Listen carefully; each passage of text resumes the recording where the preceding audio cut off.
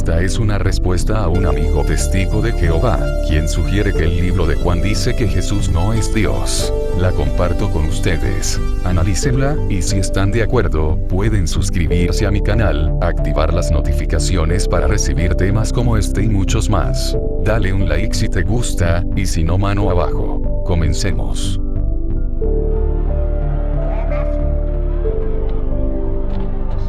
¿No tienes nada que decir? Defiéndete. Ahora, yo te pregunto, Jesús de Nazaret, responde ahora, ¿eres tú el Mesías? ¿El Hijo del Dios que vive?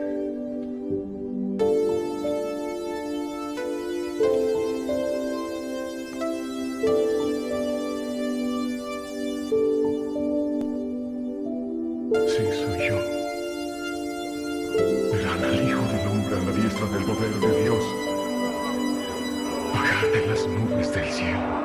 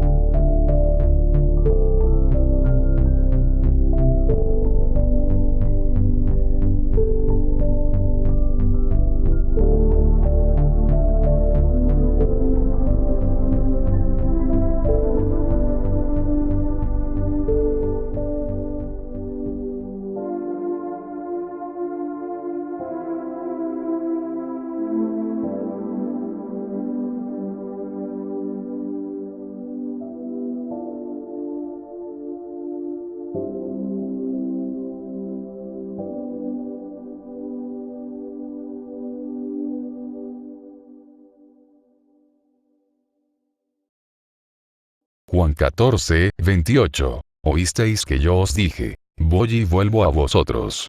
Si me amarais, os gozaríais de que voy al Padre, porque el Padre es mayor que yo. Lo que debemos preguntarnos es, ¿en qué sentido era el Padre mayor que Jesús? Juan 5, 17 dice, y Jesús les respondió, mi Padre hasta ahora trabaja, y yo trabajo. Había enseñado en Juan 5, 19 que es igual en poder a Dios porque hace las mismas obras que el Padre. Respondió entonces Jesús, y les dijo, de cierto os digo, no puede el Hijo hacer nada por sí mismo, sino lo que ve hacer al Padre. Porque todo lo que el Padre hace, también lo hace el Hijo igualmente. Juan 5, 23. Porque el Padre a nadie juzga, sino que todo el juicio dio al Hijo, para que todos honren al Hijo como honran al Padre. El que no honra al Hijo, no honra al Padre que le envió. Sabemos que Jesús es igual al Padre en algunos sentidos, pero en algún sentido, cuando habló en Juan 14, 28, no lo era. El Padre era mayor que Jesucristo. Creo que si examinamos el contexto, encontraremos que el Señor se refiere a la condición en que se encontraba el Padre en comparación con su condición. Exhorta a sus apóstoles a regocijarse. ¿Por qué? Porque Jesucristo iba al Padre. ¿Por qué es este cambio causa de regocijo? Porque el Padre mayor es que yo, dice Cristo. Al ir al lado del Padre, Cristo iba a estar en una condición superior a su condición humillada en este mundo. Iba a ser exaltado otra vez a la gloria que el Padre ya tenía. En Juan 17, 5, en su oración al Padre, Cristo Jesús dijo, ahora pues, Padre, glorifícame tú al lado tuyo, con aquella gloria que tuve contigo antes que el mundo fuese.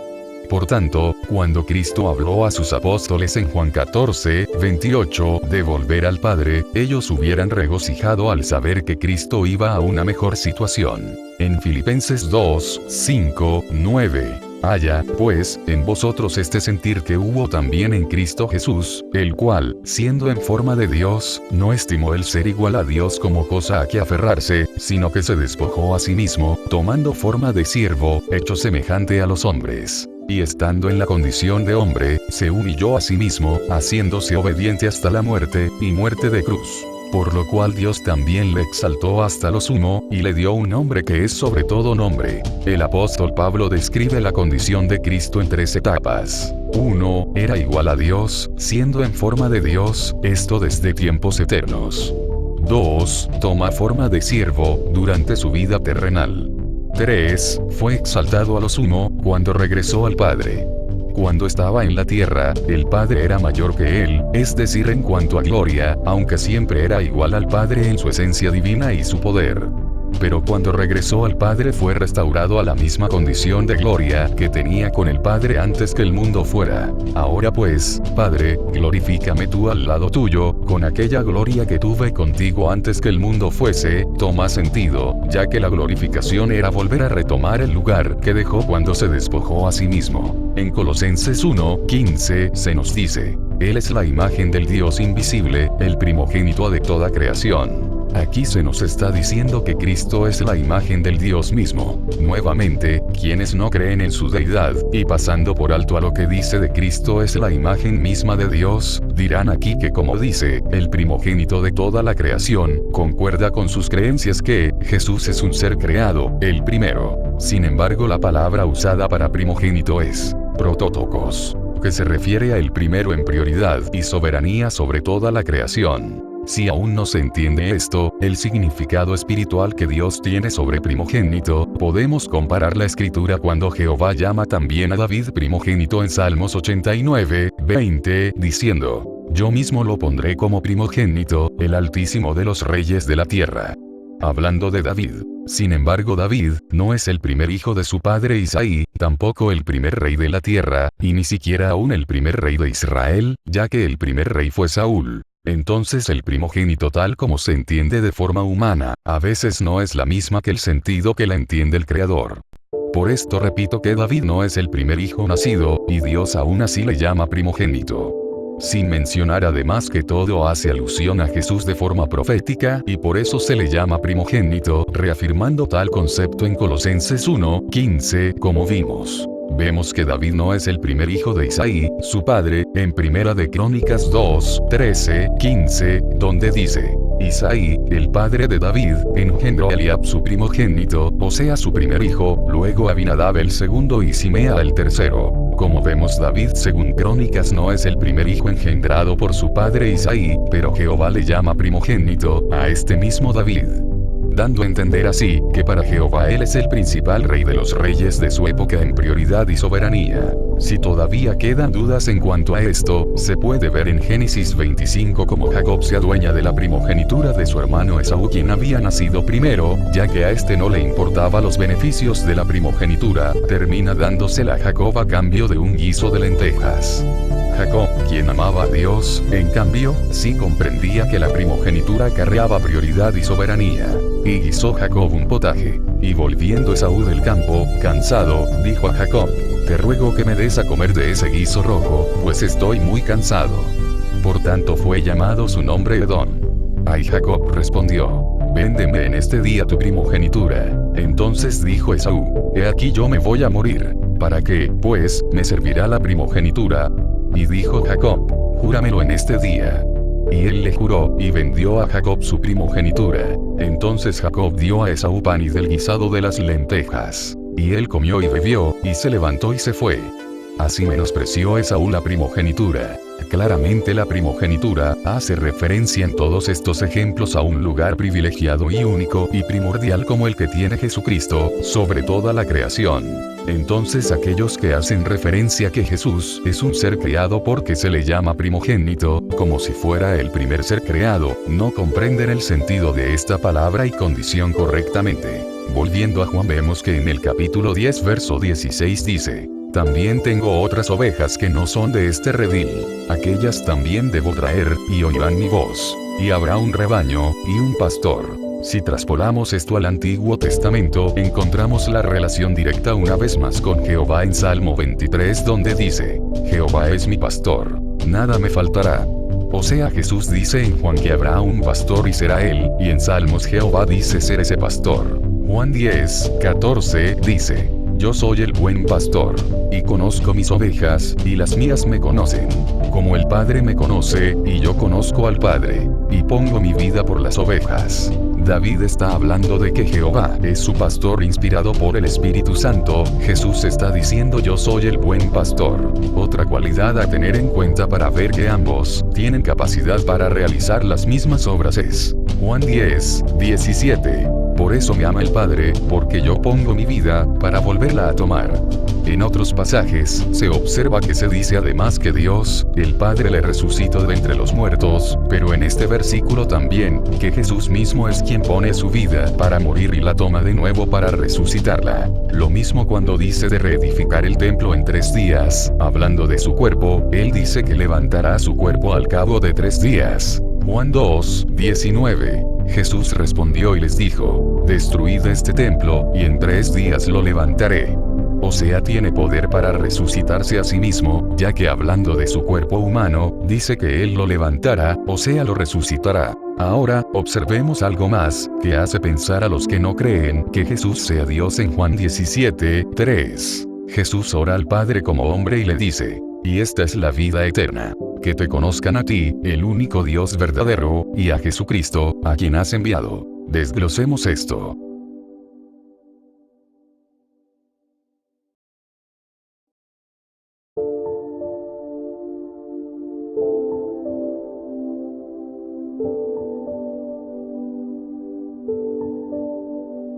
Los testigos de Jehová, en su traducción vierten en Juan 1:1 lo siguiente, hablando de Jesucristo. A saber, aquí cuando dice la palabra, se refiere a que la palabra es Jesús. En el principio la palabra era, y la palabra estaba con Dios, y la palabra era un Dios. Como vemos, no dice como en las demás traducciones la palabra era Dios, sino que ponen era un Dios, con D minúscula, para de esta manera enfatizar que Jesús es un Dios también, como tantos otros dioses, según la Biblia, pero un Dios con menor rango que Dios el Padre, o sea, y de nuevo, un Dios menor. Cabe aclarar además, que la Biblia nombra a otros dioses, pero como vimos aquí, se entiende que solo uno es verdadero, el real Dios. Al Padre ellos le llaman Dios Todopoderoso, pero de Jesús dicen que es un Dios, repito, con D minúscula, pero un Dios solo poderoso. No todopoderoso como el Padre. Entonces, ¿cómo puede la palabra, Jesús, ser un Dios menor, y estar desde el principio junto al Padre según Juan, si Dios el Padre dice en Deuteronomio 32:39 lo siguiente: vean ahora que yo, o sea Dios, yo soy Jehová y no hay dioses junto conmigo. Entonces, Juan 1:1, cuando dice que Jesús, la palabra, el Dios menor, según los testigos de Jehová, estaba con Dios desde el principio, según Juan, se estaría contradiciendo, ya que en Deuteronomio 32:39, Jehová Dios el Padre, según lo que piensan los testigos de Jehová, está diciendo Jehová que no hay otros dioses junto a él. Entonces, si para ellos Jesús es un Dios menor, como hay tantos otros dioses menores, y que cabe aclarar que no son verdaderos, ya que hay un único Dios verdadero según Jesús, este Jesús no puede estar junto con Dios desde el principio, por lo citado anteriormente, que junto al Padre no hay dioses, mucho menos desde el principio, como se relata en Juan 1. Por otro lado, en el griego koine todo se escribía en mayúsculas, por lo que no hay razón para traducirlo aquí en minúsculas. Además, el artículo indefinido no corresponde al texto griego. El griego koine no tiene artículos indefinidos, y el contexto nos muestra que no es lógico que lo lleve. Pero como vimos, Jesús dijo: y esta es la vida eterna, que te conozcan a ti, el único Dios verdadero, y a Jesucristo, a quien has enviado. ¿Será que Jesús está queriendo decir que conozcan a Jehová, el único Dios verdadero del cual él también forma parte? dice que te conozcan a ti y a Jesús a quien enviaste. Para esto Jesús debería ser verdadero. Es sabido que existen dioses falsos, Satanás, por ejemplo el gran dios falso de este siglo y todo otro tipo de dios falso que pueda haber. Ahora, aquí se nos está diciendo Dios es el único Dios verdadero, entonces, los testigos de Jehová sin darse cuenta, están poniendo dos dioses verdaderos en Juan 1:1, un Dios mayor, el Padre y un Dios menor, el Hijo. Están describiendo que hay dos dioses verdaderos sin saberlo, ¿por qué? Veamos. Más allá de la diferencia que supone, la pregunta es, ¿qué tipo de Dios es Jesús, falso o verdadero? De nuevo y como vimos, según la palabra hay un solo Dios verdadero, el Padre para ellos los testigos de Jehová, no hay más. De acuerdo a esto y por lógica Jesús, no puede ser verdadero según lo escrito, porque solo hay un solo Dios verdadero, que para los testigos de Jehová, solo es el Padre. La pregunta entonces por defecto que se torna inevitable es, si ellos suponen en su Biblia que Jesús es un Dios, aunque sea menor, este Jesús es falso. Como vimos y como ellos creen solo Dios el Padre es verdadero, lo cual da sentado que los demás dioses son falsos. ¿Se puede decir que Jesús es falso? Imposible. Si fuera así toda la Biblia sería una mentira, si Jesús fuera falso, por lo tanto aquí tienen un problema sin resolver, sin saber, tienen dos dioses verdaderos, ya que ellos entienden también que Jesús no es falso, o sea un Dios menor falso. Ellos, los testigos de Jehová, saben que Jesús no es falso, es verdadero. ¿Es esto politeísmo entonces y sin saber están reconociendo a dos dioses verdaderos, más allá de sus diferencias? Por eso Jesús se refiere a la deidad, Jehová como el único Dios verdadero, a ese Elohim citado en Deuteronomio que es uno solo, donde también está Él, en el seno del Padre desde el principio, y junto al Espíritu Santo, los cuales componen al único Dios verdadero, o sea Jehová. Para asegurarnos de que Jesús es verdadero, basta citar lo que Él dijo en Juan 14:6. Yo soy el camino, y la verdad, y la vida. Nadie viene al Padre, sino por mí. Dos cosas aquí muy importantes. 1. Él dice ser la verdad tal como dice Jehová ser el verdadero y, 2. Si prestamos atención además dice, nadie viene, no dice nadie va, al Padre si no es por mí. Al usar el término viene se refiere a su persona, venir a mí, ir a Él, de lo contrario diría va, refiriéndose a otro, ir a otro. Pero lo grandioso es que dice nadie viene al Padre, dando a entender de quien viene al Padre también viene a Él, por eso usa el término viene, y no el término va, ya que Él está en el seno del Padre y ambos están en el mismo lugar, por eso al venir al Padre, se debe venir inevitablemente a Él, deben venir a la deidad llamada Jehová, es por eso que conforman a Jehová el único Dios verdadero. Juan 16:7. Habla del Espíritu Santo como persona, no como una fuerza activa, como enseñan los testigos de Jehová sobre el Espíritu. Pero yo os digo la verdad, os conviene que yo me vaya, porque si no me fuera, el Consolador no vendría a vosotros. Mas si me fuere, os lo enviaré. Y cuando Él venga, convencerá al mundo de pecado, de justicia y de juicio. De pecado, por cuanto no creen en mí. De justicia, por cuanto voy al Padre, y no me veréis más. Y de juicio, por cuanto el príncipe de este mundo ha sido ya juzgado. Desglosando, se entiende que el Espíritu Santo tiene personalidad ya que puede convencer, como una persona tiene sentimientos y voluntad de juicio, una fuerza inanimada, no puede hablar ni mucho menos convencer. Juan 15:26. Pero cuando venga el Consolador, a quien yo os enviaré del Padre, el Espíritu de verdad, el cual procede del Padre, Él dará testimonio acerca de mí. Otra vez solo una persona puede dar testimonio, no ningún tipo de fuerza activa, ya que una persona puede hablar. Juan 16:14, hablando del Espíritu Cristo dice, Él me glorificará, porque tomará de lo mío y os lo hará saber. Solo un ser con personalidad puede glorificar, no una fuerza activa. En fin, es muy largo poder contestar todo y cada cita de Juan el capítulo completo. Pero el contexto es lo que he tratado de mostrar. Jesús es Dios, el Padre es Dios, y el Espíritu Santo es Dios. Ellos son el Elohim, el gran yo soy, el Jehová único. Esto nada tiene que ver con el paganismo. Al contrario, el paganismo se ha copiado de esto, ya que Dios dice ser el primero, y si es el primero, los que vinieron después por lógica, son los que han copiado lo que ya existía primeramente, o sea la deidad plural única, en sus creencias paganas cambiándoles el nombre, bajo el engaño de Satanás, quien es el gran imitador y falsificador. Juan 5:7 dice, porque tres son los que dan testimonio en el cielo: el Padre, el Verbo y el Espíritu Santo. Y estos tres son uno. Aquí los que no aceptan a Cristo como Dios, nuevamente ponen en duda que este pasaje existe en el original. Una vez más, Traducción del Nuevo Mundo omite este pasaje, porque si así no fuera, todo quedaría fuera de discusión. Pero más allá de eso podemos acudir entonces a las palabras de Jesús que ratifican este concepto en Juan 10:30, yo y el Padre somos uno. Concepto similar a lo descrito en el pasaje que ponen en dudas falsamente quienes no soportan nombrar a Jesús Dios. El concepto de la pluralidad de Dios en uno, no lo inventó la Iglesia Católica como argumentan, este dogma se visualiza desde el Antiguo Testamento hasta el Nuevo. Este concepto de pluralidad en un solo Dios, de un único Dios, lo reveló Jehová, la deidad como hemos visto. Dios no tiene instituciones, organizaciones etc. de hombres que lo representen en la tierra, esto no es bíblico, esta es la función del Espíritu Santo, quien sí lo representa según la Biblia. Dios tiene un pueblo que es el cuerpo de Cristo, el cual, mientras se reúne en el nombre de Jesús, e invoque su nombre será salvo, como está escrito en Romanos 10:13. Todo aquel que invoque el nombre del Señor será salvo. La verdad no es ninguna religión, la verdad es Cristo, aunque algunos hombres quieran adjudicarse una vía de salvación falsamente y sin evidencia bíblica.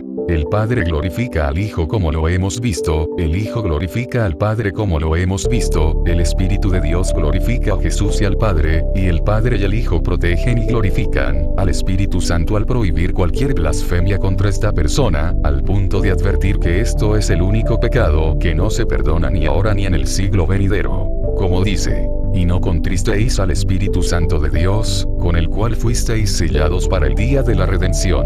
Mateo 12:30, en adelante dice Jesús, el que no está conmigo, está contra mí, y el que no recoge conmigo, desparrama. Por eso os digo, todo pecado y blasfemia será perdonado a los hombres, pero la blasfemia contra el Espíritu no será perdonada, y a cualquiera que diga una palabra contra el Hijo del Hombre, se le perdonará, pero al que hable contra el Espíritu Santo, no se le perdonará ni en este siglo ni en el venidero. Una vez más, contristar, es entristecer. El Espíritu Santo se puede entristecer, porque tiene sentimientos como una persona, una fuerza inanimada no podría sentirse triste.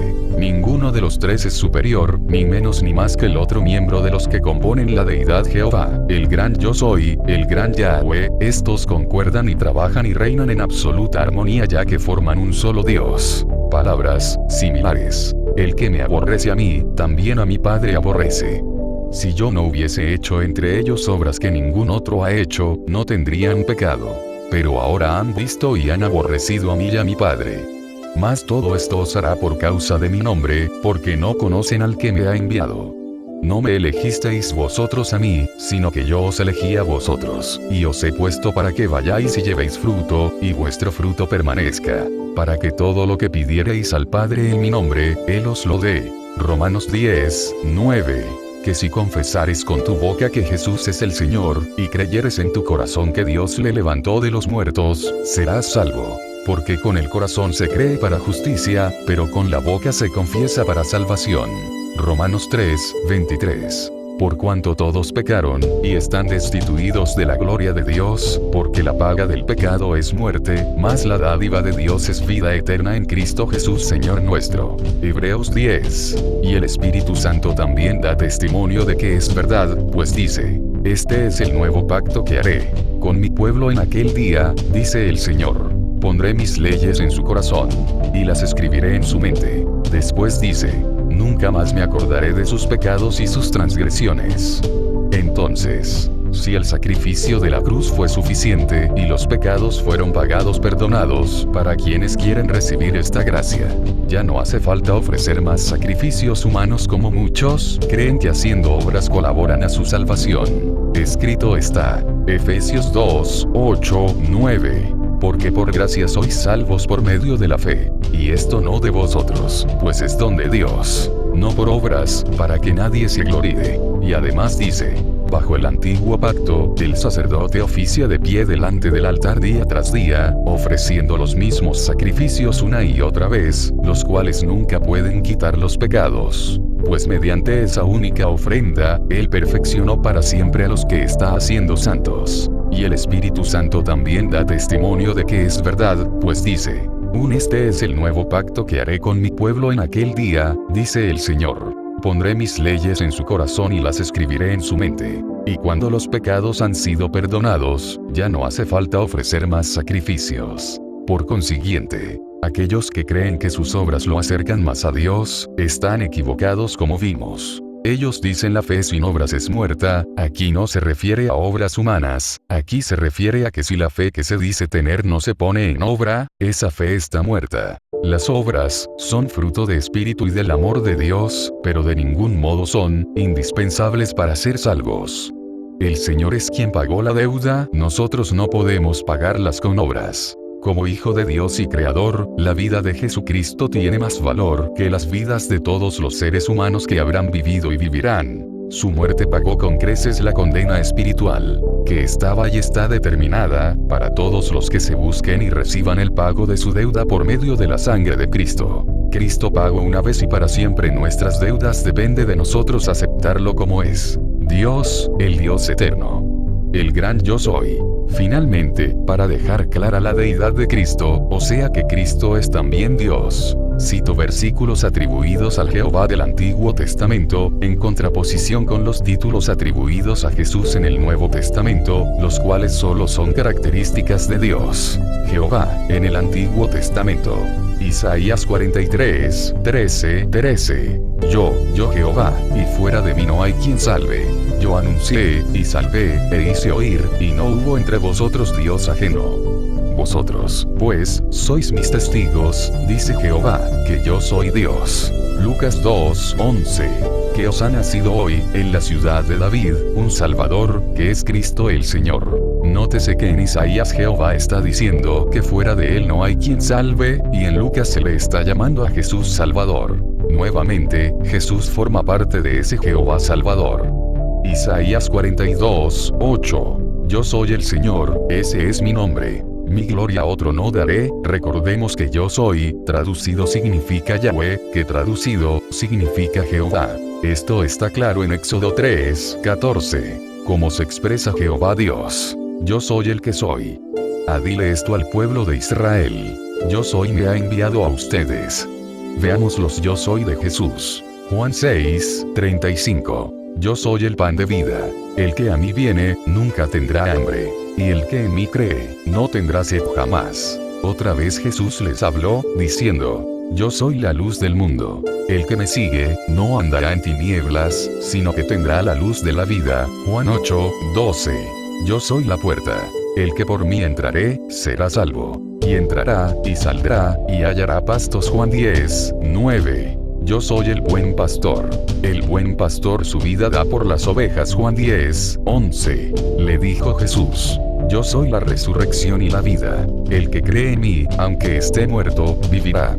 Y todo aquel que vive y cree en mí, no morirá eternamente. Juan 11:25-26. Jesús le dijo, yo soy el camino, y la verdad, y la vida. Nadie viene al Padre, sino por mí. Juan 14:6. Yo soy la vid, vosotros los pámpanos. El que permanece en mí, y yo en él, este lleva mucho fruto. Porque separados de mí nada podéis hacer. Juan 15:5. Isaías 44:6. Así dice el Señor, el Rey de Israel, y su Redentor, el Señor de los ejércitos. Yo soy el primero y yo soy el último, y fuera de mí no hay Dios. Aquí habla Jehová. Apocalipsis 22:13. Yo soy el Alfa y la Omega, el primero y el último, el principio y el fin. Aquí habla Jesús. Y aunque algunas traducciones, como traducción del Nuevo Mundo de los Testigos de Jehová, nuevamente aquí pongan la palabra Jehová injustamente, para sacarle la deidad a Cristo, se contradicen por una simple y sencilla razón. No se percatan, no pueden ver, no pueden discernir que Apocalipsis habla exclusivamente de Cristo y lo revela desde el mismísimo capítulo 1 y hasta el último capítulo también, por lo tanto no tiene sentido añadir la palabra Jehová, intentando desviar la atención de Jesús el Hijo, y querer llevarla al Padre, simplemente porque Apocalipsis habla de Jesucristo y no de Jehová en el sentido en que los que cambian la palabra lo quieren hacer notar. Ellos, estos traductores que tuercen la palabra, no han entendido que el que no honra al Hijo no honra al Padre como está escrito, y ellos se jactan de honrar a Dios el Padre, tratando de deshonrar al Hijo. En cuanto a lo que se dice de él, esto dice Apocalipsis 1, la revelación de Jesucristo, que Dios le dio, para manifestar a sus siervos las cosas que deben suceder pronto, y la declaró enviándola por medio de su ángel a su siervo Juan, que ha dado testimonio de la palabra de Dios, y del testimonio de Jesucristo, y de todas las cosas que ha visto. Recordemos que Juan en Apocalipsis, solo tiene la posibilidad de ver al Hijo, porque al Padre nadie lo vio jamás. Isaías 9, 6 y 7 desde el Antiguo Testamento declara algo totalmente irrefutable hablando de Cristo. Porque un niño nos es nacido, hijo nos es dado, y el principado sobre su hombro. Y se llamará su nombre admirable, consejero, Dios fuerte, Padre eterno, príncipe de paz. Espero se haya entendido lo que he querido decir, aunque faltaría mucho más por aclarar y se hace imposible por este medio. Queda a juicio de ustedes creer que Jesucristo es Dios y el único medio de salvación que es creer en Él. Pero creer lo que es. Unos creen que fue un profeta, otros que fue un gran sabio, otros creen que es el arcángel Miguel, otros creen que simplemente no existió y otros creen que es el Dios de la Biblia, también el Dios Todopoderoso, junto al Padre Dios Todopoderoso y al Espíritu Santo Dios Todopoderoso, por los siglos de los siglos. El gran yo soy Jehová de los ejércitos. Amén.